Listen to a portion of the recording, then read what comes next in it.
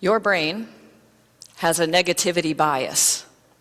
And it's not really bad. It just means that you will spend more time, energy, and more focus and attention on things that are scary, or things that make you angry, or things that seem to be dangerous. And you will spend less time on things that make you feel joy. Now, it's not a bad thing, because this is how humanity survived for millennia. If you were a hunter-gatherer, imagine for a moment you're out and you're wearing your animal fur and you're picking berries and you see something moving the tall grass. Your negativity bias will say, that could be a predator, so I'm going to get out of here. And you will, and you'll survive. If you don't have a negativity bias, you will say, oh, look at the pretty grass moving. I bet it's a bunny rabbit coming to tell me good morning. And then when the tiger leaps on you, you are toast. So the people with the negativity bias survive, and you don't, right? So it is a protector. But the downside of the negativity bias is that we are so busy and so focused on everything that is dangerous, harmful, scary, or strange that we forget to look for the good. We forget to look for the beauty around us. Sociologist Martha Beck wrote a memoir called Expecting Adam. And she talks about how this tiny child, Adam, helped her recalibrate her negativity bias and begin to look for joy with intention. Martha and her husband John were both students at Harvard in the 80s. They already had one child, 2-year-old Elizabeth, and they were working on their graduate and PhD degrees. Her husband was writing his dissertation and traveling to Asia every few weeks, so he was gone a lot. And Martha was trying to get herself 2 classes to finish one of her 3 degrees that she earned at Harvard, and also take care of this 2-year-old child, when she discovers she's pregnant and did not plan this pregnancy. In fact, it was the worst timing for the family for her to be pregnant. From the very beginning, she felt a premonition that something about this child was different and there might be something wrong. Eventually, she has an amniocentesis, which confirms that their child has Down syndrome. Now, Martha has already bonded with his child, so even though all of their professors and all of their medical doctors advise them to terminate the pregnancy, she simply chooses not to. She's pro-choice. She believes that every woman should have the choice to decide what happens with her body. But she knew there was something about this baby, and she could not end the pregnancy. So against all of their advice, she decided to go ahead. And then all kinds of weird things happened. I'll just share a few of those weird things with you.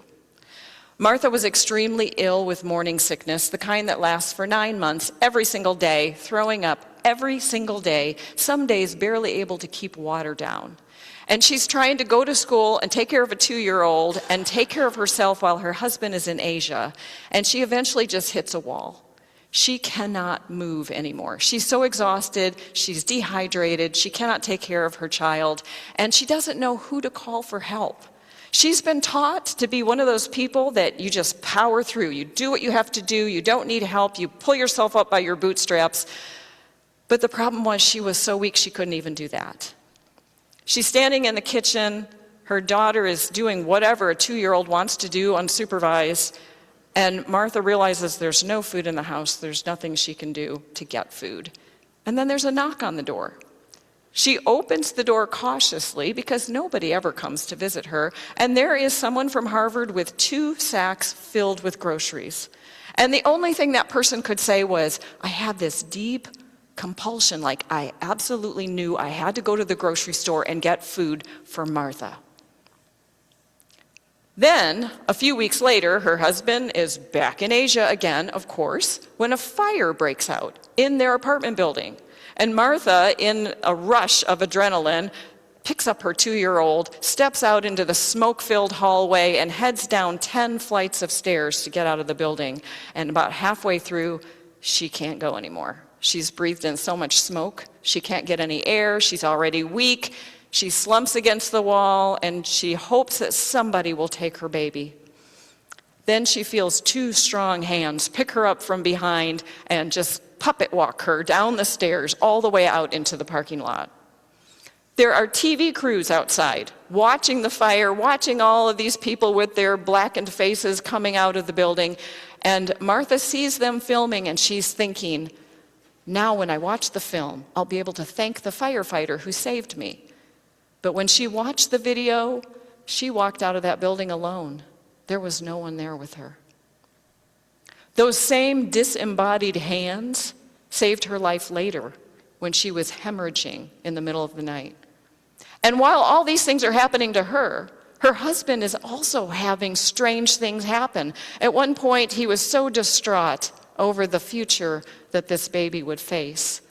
He really just wanted to go home and tell Martha, we just need to terminate this pregnancy. We cannot bring this child into this world. It will be too difficult for them. And then a voice said to him, very gently but firmly, John, keep this baby. And then another time when he was feeling like the world was an absolutely horrible place, he had a dream. In the dream, there is a person standing next to him who says, you know, the world is not that bad. It all depends on how you look at it. Both John and Martha wanted to name their baby Christian, and both received some kind of supernatural communication that said this baby's name is Adam. And so they named the baby Adam.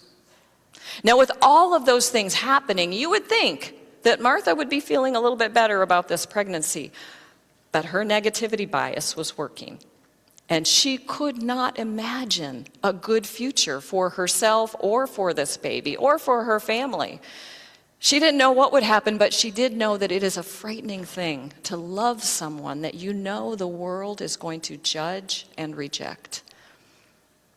And yet she decided to continue, just hoping, kind of looking for joy wherever she could find it, but not sure what to do with this unexpected gift that she had received. In fact, in her journal, she wrote that expecting Adam was a little bit like that disappointing gift under the Christmas tree. You know, the gift that you really want looks beautiful, but when you open it, wasn't exactly what you wanted. Now, in our reading today in Luke's Gospel, we have two women who have unexpected gifts, right? We have Elizabeth, who is an older woman, barren, and suddenly finds herself pregnant. And then Mary, this young woman who is going to give birth to the Christ child. Now, this section of Luke is so beautifully written. You can get lost in the words that Luke uses. The story is powerful and moving and lovely. And sometimes we need to just step back and remind ourselves that Mary is an unwed pregnant teenager. And I wonder how many of us have thought negatively about another unwed pregnant teenager in the past. And Elizabeth is a barren woman, which in that culture was a woman with no value, no worth at all. Now, as I read through the story, if you go back just a few lines before this beautiful piece of literature, Mary makes haste to go see Elizabeth. Zechariah and Elizabeth find out they're expecting, and they're overjoyed. Elizabeth is extremely happy, we imagine, because she's been waiting for a baby her whole life. And then an angel comes to Mary and tells Mary, this is what will happen to you, and she gives consent. Mary says, I am the Lord's handmaiden. Let it be done to me as you have said. And then, almost a line or two later, Mary runs to Elizabeth. Now, everything I read about that said that Mary just wanted to help Elizabeth. Mary knew that Elizabeth was older and she was going to need help. Now, I don't know about all of you, but if I had a pregnant teenage daughter, I would want her to come to me. But we don't see Mary's family at all. Mary's parents are not ever even mentioned. It doesn't say that she goes to them at all. And Elizabeth lives probably 60 miles away. And your mode of transportation is your feet. So that changes the story a little bit for me. Why does Mary run all that way to Elizabeth? What is going on? And I thought, just like everyone else, we assume that Mary's going to help Elizabeth. And I thought that until I found the footnote. There is a footnote in our text. It wasn't in my old New International Version Study Bible, but it is in my New Standard Revised Bible, and it is in all the scholarly journals that I read. And that footnote stopped me cold because it changed everything for me. What Linda read for us today we call the Magnificat, right? It's this beautiful text. There have been countless works of art created around this story. There have been songs composed about this beautiful proclamation that Mary makes. But that footnote, that really bugged me. The very first line of our reading says, "And Mary said," right? The footnote is on the name Mary. And when I looked it up, it said, "Other ancient authorities say Elizabeth." That means that there are some scraps of parchment from the second and third, well, maybe not second, third and fourth century of Luke's gospel, just pieces that say it is not Mary that says these beautiful words, it's Elizabeth. And then things made sense for me. Now, I'm not suggesting that you change your minds about this, but I am suggesting that we be curious about it. How does the story play out if it is Elizabeth that says these beautiful words about God and not Mary? Now, I'm back to imagining, so imagine with me, if you will, that Mary has just said to an angel that it is okay that she become pregnant with a child who will be called the Son of God, and then the angel leaves, and Mary is left thinking, uh-oh, what do I do now?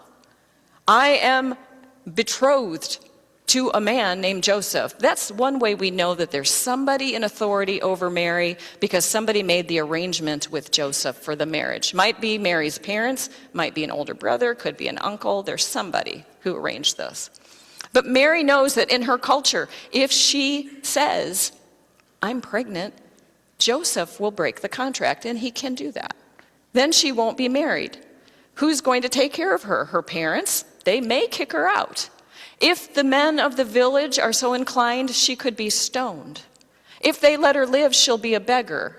Her child will grow up severely underprivileged and will never know a father. Mary can look at all the supernatural things that happened, this angel, and the words that were spoken. But if her negativity bias is active, which it must be because she is a human being, she is not going to be able to see any good future for herself or this baby.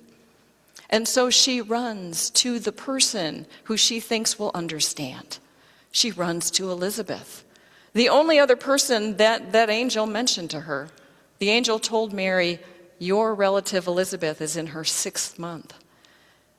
So Mary runs. She runs to Elizabeth. She needs mothering. She needs somebody to help her find the joy in her situation again. Now, this is just the gospel according to Judy, right? But the footnote, that's what makes me think this way.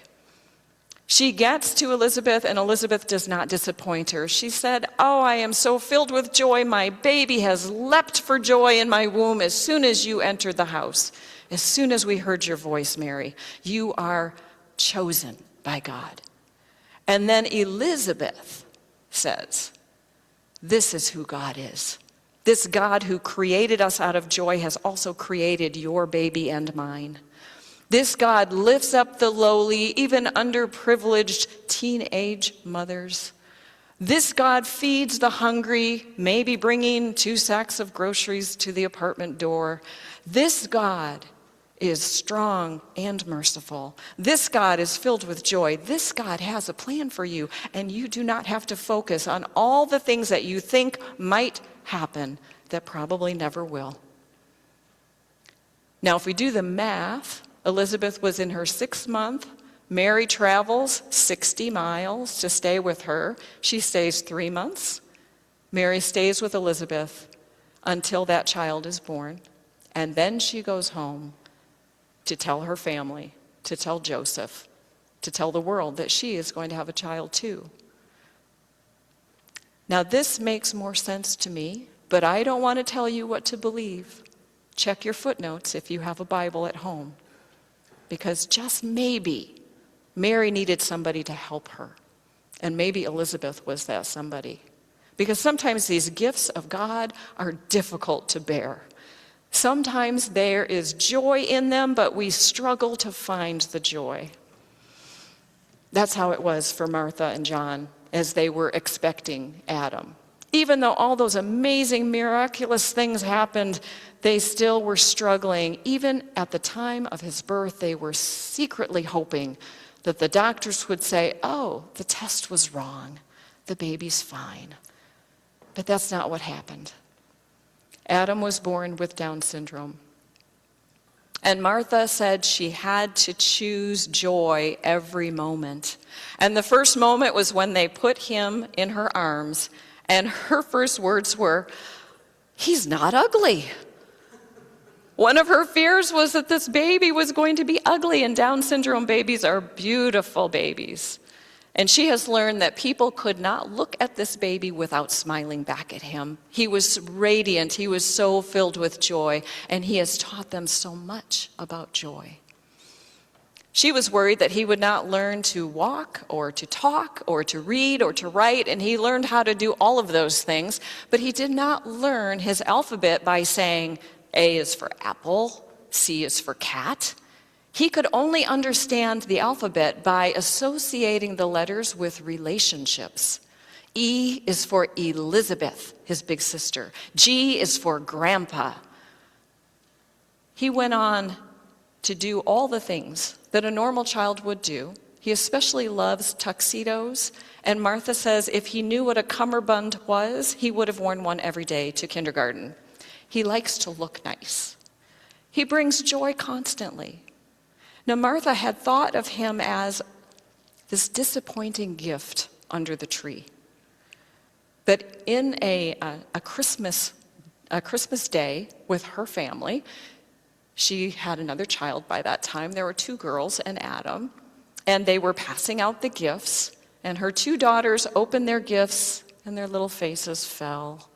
It was sort of what they wanted, but not exactly. Then Adam was looking around under the tree, and he found a package that said Adam on it, and he gleefully opened it up and held up a package of batteries. And Martha said, no, Adam, that's not the gift. That goes with the gift. Wait a minute, let's find the gift. But Adam held up the batteries, and he said, wow, batteries.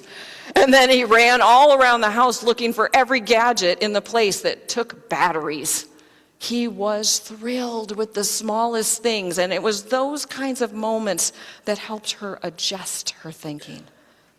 To stop thinking that everything is bad and hard and terrible and might be worse tomorrow, and start looking for the joy that is right in front of us. And I think that is what our text today is inviting us to do. No matter how bad it looks, let's be intentional about looking for joy. And remember, it does not come with fireworks. It comes silently, quietly, in small moments. Imagine joy is surrounding all of us, and it's just waiting for us to notice it. Now, how will you notice joy today? I had a great deal of joy when I found this. My sweater, I can't wait to wear it. Some people have joy even in, dare I say, snowflakes, Nancy. What is it that makes your heart sing?